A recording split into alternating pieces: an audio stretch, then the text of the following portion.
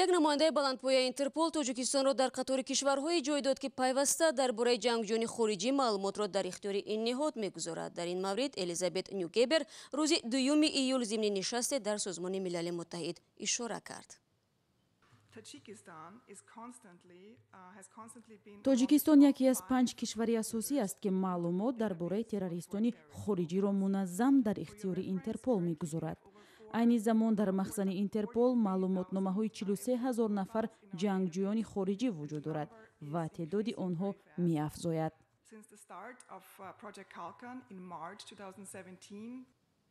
Дар нишасти Кумитаи мубориза бо терроризм намояндаи Тоҷикистон Ҷонибек Ҳикматовни ширкат дошт ва аз ҳизби Мамнӯи Наҳзати Исломӣ ба ҳайси созмони террористие ном бурд ки мехоҳанд кишварро ноамн кунанд.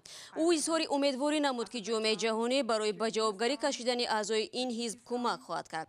Давлати Тоҷикистон дар гузашта исми Муҳиддин Кабирӣ раиси ҳизбро барои пайгарди байналмилалӣ ба Интерпол дода буд, аммо баъдан номи ӯро бо талаби ҳомиёни ҳуқуқ ва созмонҳои байналмилалӣ аз феҳрист хориҷ карданд.